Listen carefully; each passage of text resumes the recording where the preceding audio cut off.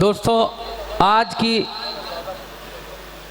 इस महफिल का जो हमारा मकसद था कि जश्न ईद मिलन हो, ईद की मुबारकबाद पेश की जाए, शायरी के हवाले से भी आपको मुबारकबाद पेश की जाए, और एक शायर जो तमाम उम्र एक कागज़ पर कलम की शक्ल में उंगलियां चलाता है, वो तमाम मनाजिर, तमाम मुख्तलिफ़ शहरों के मनाजिर अपने जहन में रखकर उसको कलमबंद करता है। तो आज ऐसा शायर, ऐसा सुखनवर हमारी महफिल में जलवा अफरोज़ है, जिसको दुनिया अदब डॉक्टर वज़ारत नबी बिजनौरी के नाम से जानती है। मैं मुबारकबाद पेश करता हूँ कि आपका मजमुआ कलाम सिसकते अरमान मंजर आम पर आया।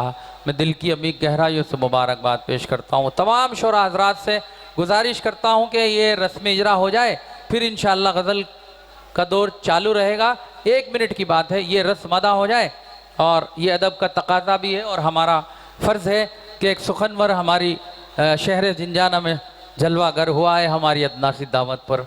आपको बहुत बहुत शुक्रिया और आपका बहुत बहुत जो है इस्तकबाल है, खैर मकदम है।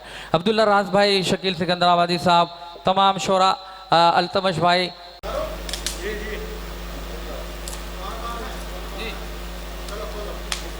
किसको खोल ले भाई, तमाम हाज़रीन महफिल से तालियों की गुजारिश करता है आपका जानवी तालियां होनी चाहिए इस सुखनवर के लिए जिन्होंने सख्ते अरमान मुनक़िद किया है और मंजर आम पर आया है। तालियां, जोरदार तालियां।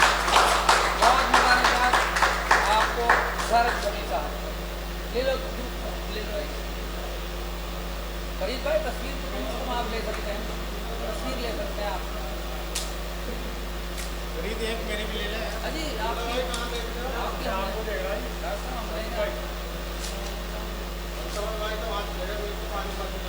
वाह,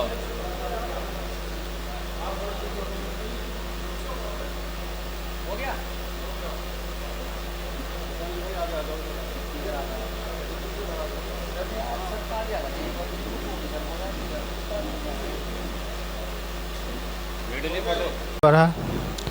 जनाब वसीम जिंजानवी साहब का बहुत बहुत शुक्रगुजार हूँ कि उन्होंने मुझे अपनी मोहब्बतों से नवाजा और मेरी इस उर्दू गज़ल के मजमूए का आज इजरा किया।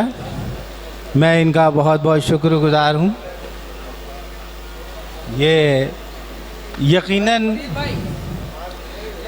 यकीनन वसीम भाई उर्दू से मोहब्बत रखते हैं और उर्दू अदब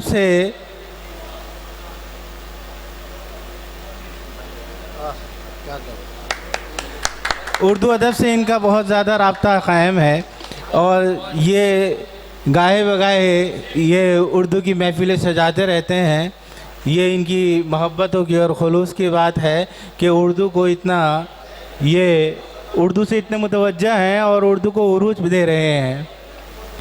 वरना इस ज़माने के अंदर जो है ये किताबें लिखी तो जाती हैं लेकिन अलमारी में ऐसी ही रखी रहती हैं, क्योंकि आजकल के बच्चे जितने भी हैं एजुकेशन वाले हैं वो सब मोबाइल में पढ़ते हैं।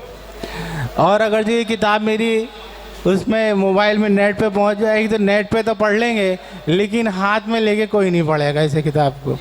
ये सिर्फ एक शायरों का ही काम है कि वो शायर जो हैं वो अब इन किताबों की कदर जानते हैं और पढ़ते हैं। इसीलिए इस ज़माने के अंदर किताबों का बिक्री भी बहुत कम हो चुकी है। दुकानों पर अब किताबें बहुत कम बिकती हैं। वरना पहले एक ज़माना था हमारे टाइम में कि हम मई जून की छुट्टी के अंदर रिसाले, नावल किराए पे ले लेके पढ़ते थे कि साहब 50 पैसे किराए, 1 रुपये किराए पे हम ले लेके पढ़ते थे। लेकिन अब कोई किताब पढ़ता ही नहीं, किसी को शौक ही नहीं है।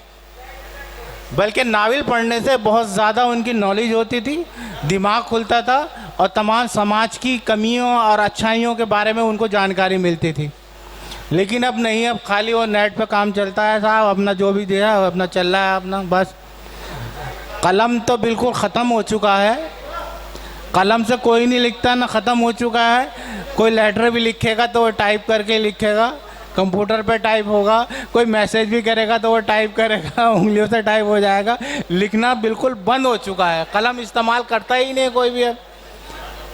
यहाँ तक कि नहीं, मैं बता रहा हूँ कि हम भी ऑफिस में काम करते हैं तो कंप्यूटर पे करते हैं। अब अगर जब हम लिखने बैठ जाते हैं तो लिखा नहीं जाता अब हमसे, आदत ही ख़त्म हो गई लिखने की, क्योंकि ये कंप्यूटर का दुनिया है। तो लिहाजा मेरा आप सबसे इल्तमास है कि कम से कम इन किताबों को एक बार ज़रूर देख लें ताकि आपको कुछ मेरे लिखे हुए को कुछ महसूस हो सके, कुछ अपने दिल में उतार सकें और आपकी मोहब्बतें मुझे मिल सकें। बहुत बहुत शुक्रिया, जज़ाकल्लाह खैर।